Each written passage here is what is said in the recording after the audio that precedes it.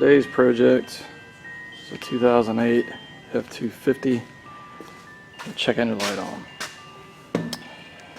I've already taken the liberty of pulling the codes, and we have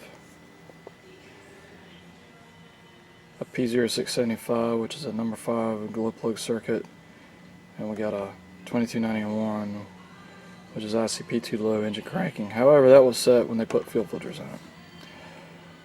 Luckily I checked with the history on the vehicle. So diagnostics pretty easy on this. You put a glow plug in it. That's about all there is to it. And we'll clear those codes and recheck. So let's have a look at that glow plug.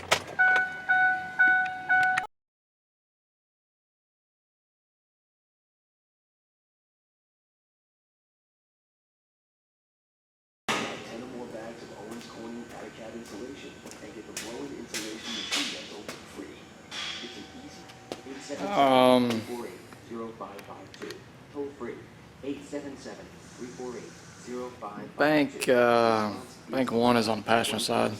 It's 1357. So this is not easy to get to. Third one back, which is number 5. I think I'm just going to pull the fender liner out, and we'll see what we can see in there.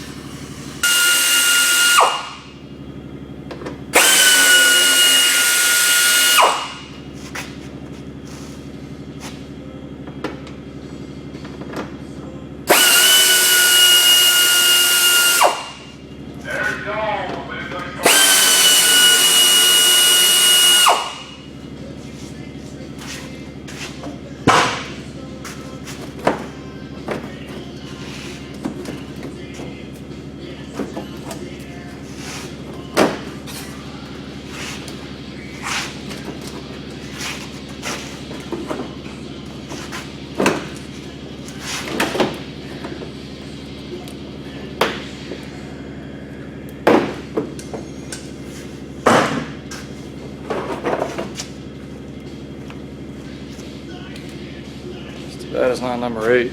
Number 7. That's easy to get to. Alright, so conveniently our suction accumulator is in the way. But there's number 7. And then number 3 is on the other side of the transmission dipstick. And then number 5 is right there. And this is in the way. It's aggravating to get out. You can't see what I'm doing. Let me so I can pop this out and come back to you. Alright, I've got the old glow plug out. It's on the left. The new one's on the right. And you can do a static check on this glow plug. Really, the best way to do it is a dynamic check, because we're not checking the harness or anything to this glow plug. We're just checking the glow plug itself with a voltmeter. So, put that on the tip, put that on the threads, and we've got nada. And then we'll check our new one, just for testing purposes.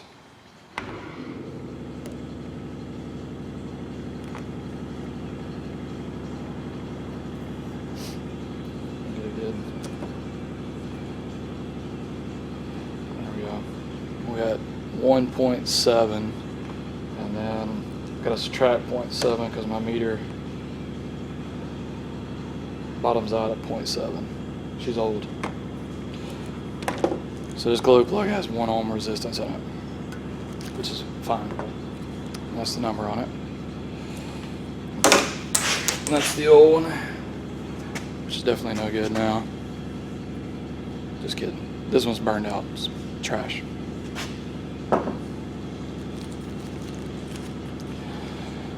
Alright, so this is a special tool to remove and install these glow plugs, and all it does is create a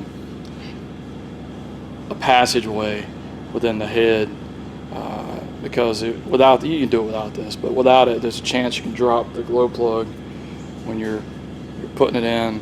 You could physically drop it in the head or your socket or something like that. And this just creates a tube to where it can't fall down in the cylinder head, underneath the valve cover, because then you have to take the valve cover off. You couldn't fish it out with a magnet or whatever.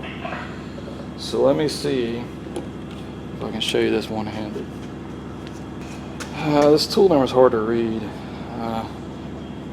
Old people have to use magnifying glass. It's a 303-1265. I don't think there's any way that that'll show up on the camera. So this will just slide in, just like so. And we'll take the glow plug.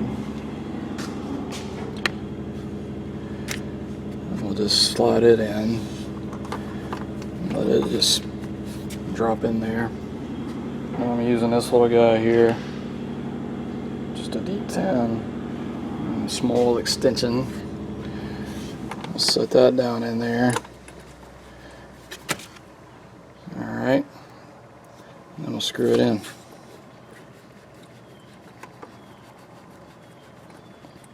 And once it bottoms out, which is right there. And then I check my trusty 1/4" ratchet. This is one of the best ratchets ever. I mean, it's just because it can, when I originally got this, I bought it because Ford had come out with a recall on fuel pressure regulators, and they put the bolts in upside down for some stupid reason. So you could turn this like this and get right to the bolts without having to remove the fuel rail. So then I'm going to bring this under here and just click the ratchet down on top of it and then tighten it up, which I'll need both hands for. Alright, we got our glow plug in. Let's clear our codes. See if anything returns. And we're good to go. Got a P1000, which is fine and dandy. So one last thing we can do if we want to is a glow plug monitoring test, which is totally unnecessary, but we'll do it anyway.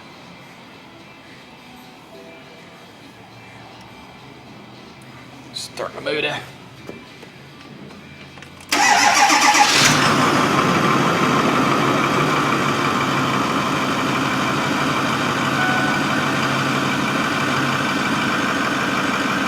Passed. So this is a pretty easy one. Sometimes these check-in lights are hit or miss. Could be something difficult. Something easy. We got lucky. It was just a glow plug. So until it, pop a new glow plug in and rerun the test. If something would crop back up, we'd go back into it. But these are pretty easy, pretty cut and dry. So we're going to call it